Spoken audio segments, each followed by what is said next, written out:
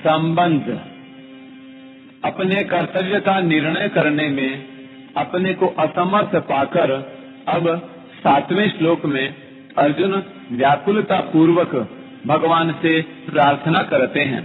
कार्पण्य दोषोपहत स्वभाव पृच्छामि त्वां धर्म सम्मूढचेता यश्रेयस्यान् निश्चितं ब्रूहि तन्मे शिष्यस्तेऽहं शाधि मां त्वां प्रपन्नम्। कायरता के दोष से उपहत स्वभाव वाला और धर्म के विषय में मोहित अंतःकरण वाला मैं आपसे पूछता हूँ कि जो निश्चित श्रेय हो वह मेरे लिए कहिए। मैं आपका शिष्य हूँ, आपके शरण हुए मेरे को शिक्षा दीजिए। व्याख्या। कार्पण्य दोषोपहत स्वभाव पृच्छामि त्वाम धर्म सम्मूढ़ चेता। टिप्पणी। यहाँ चेतस शब्द बुद्धि का वाचक है। यद्यपि अर्जुन अपने मन में युद्ध से सर्वथा निवृत्त होने को सर्वश्रेष्ठ नहीं मानते थे, तथापि पाप से बचने के लिए उनको युद्ध से उपराम होने के सिवाय दूसरा कोई उपाय भी नहीं दिखता था। इसलिए वे युद्ध से उपराम होना चाहते थे और उपराम होने को गुण ही मानते थे, कायरता रूप दोष नहीं। परंतु भगवान ने अर्जुन की इस उपरति को कायरता और हृदय की तुच्छ दुर्बलता कहा, तो भगवान के उन निसंदिग्ध वचनों से अर्जुन को ऐसा विचार हुआ कि युद्ध से निवृत्त होना मेरे लिए उचित नहीं है। यह तो एक तरह की कायरता ही है जो मेरे स्वभाव के बिल्कुल विरुद्ध है, क्योंकि मेरे छात्र स्वभाव में दीनता और पलायन यानी पीठ दिखाना ये दोनों ही नहीं है। टिप्पणी। अर्जुन से प्रतिज्ञे न दैन्यम न पलायनम। इस तरह भगवान के द्वारा कथित कायरता रूप दोष को अपने में स्वीकार करते हुए अर्जुन भगवान से कहते हैं कि एक तो कायरता रूप दोष के कारण मेरा छात्र स्वभाव एक तरह से दब गया है, और दूसरी बात मैं अपनी बुद्धि से धर्म के विषय में कुछ निर्णय नहीं कर पा रहा हूँ। मेरी बुद्धि में ऐसी मूढ़ता छा गई है कि धर्म के विषय में मेरी बुद्धि कुछ भी काम नहीं कर रही है। तीसरे श्लोक में तो भगवान ने अर्जुन को स्पष्ट रूप से आज्ञा दे दी थी कि हृदय की तुच्छ दुर्बलता को, कायरता को छोड़कर युद्ध के लिए खड़े हो जाओ। इससे अर्जुन को धर्म के विषय में यानी कर्तव्य के विषय में कोई संदेह नहीं रहना चाहिए था।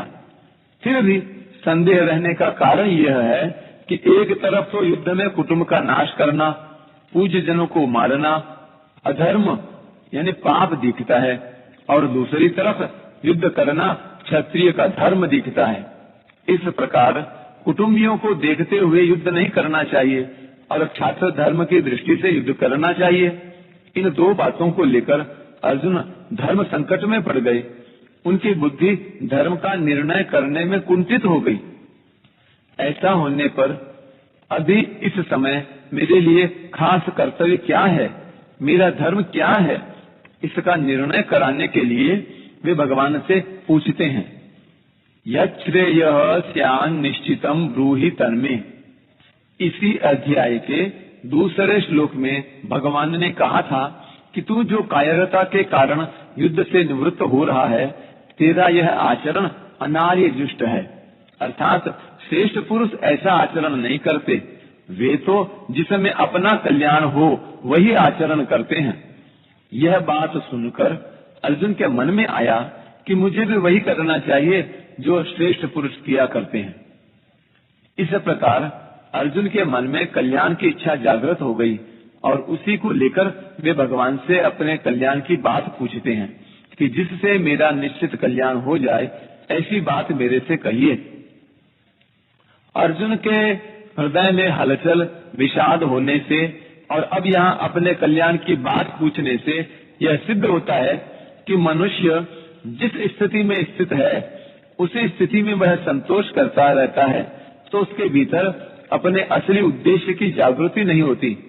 वास्तविक उद्देश्य कल्याण की जागृति तभी होती है जब मनुष्य अपनी वर्तमान स्थिति से असंतुष्ट हो जाए, उस स्थिति में रह न सके।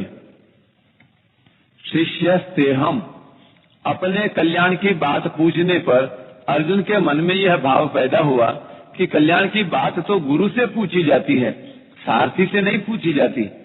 इस बात को लेकर अर्जुन के मन में जो रथिपन का भाव था, जिसके कारण वे भगवान को यह आज्ञा दे रहे थे कि हे अच्युत, मेरे रथ को दोनों सेनाओं के बीच में खड़ा कीजिए, यह भाव मिट जाता है और अपने कल्याण की बात पूछने के लिए अर्जुन भगवान के शिष्य हो जाते हैं और कहते हैं कि महाराज, मैं आपका शिष्य हूँ, शिक्षा लेने का पात्र हूँ, आप मेरे कल्याण की बात कहिए।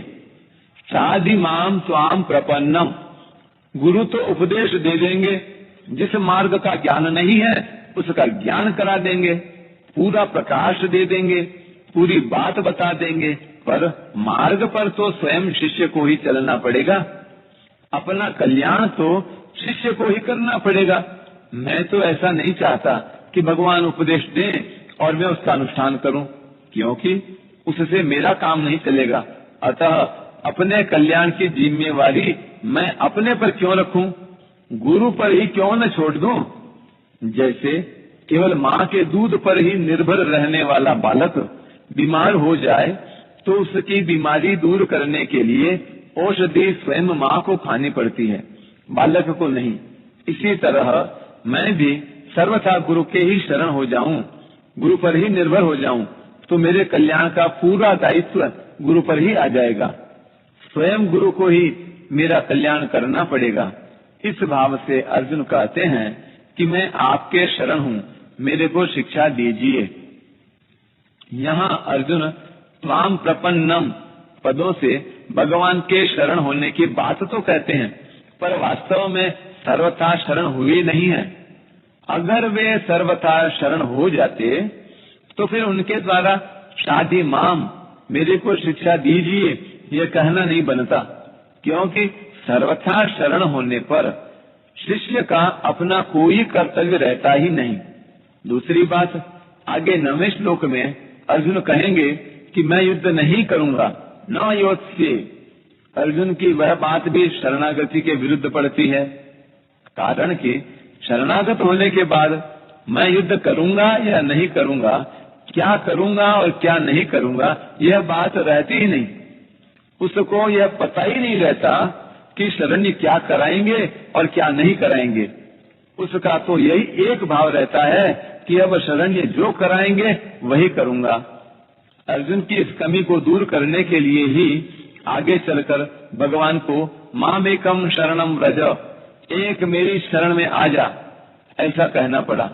फिर अर्जुन ने भी करिष्ये वचनम तव, आपकी आज्ञा का पालन करूंगा, ऐसा कहकर पूर्ण शरणागति को स्वीकार किया।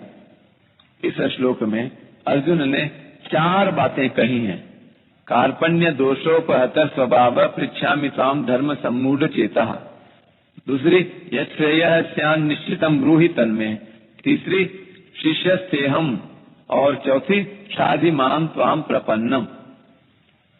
इनमें से पहली बात में अर्जुन धर्म के विषय में पूछते हैं, दूसरी बात में अपने कल्याण के लिए प्रार्थना करते हैं, तीसरी बात में शिष्य बन जाते हैं और चौथी बात में शरणागत हो जाते हैं। अब इन चारों बातों पर विचार किया जाए तो पहली बात में मनुष्य जिससे पूछता है वह कहने में अथवा न कहने में स्वतंत्र होता है। दूसरी में जिससे प्रार्थना करता है उसके लिए कहना कर्तव्य हो जाता है। तीसरी में जिनका शिष्य बन जाता है उन गुरु पर शिष्य को कल्याण का मार्ग बताने का विशेष दायित्व आ जाता है। चौथी में जिसके शरणागत हो जाता है उस शरण्य को शरणागत का उद्धार करना ही पड़ता है, अर्थात उसके उद्धार का उद्योग स्वयं शरण्य को करना पड़ता है।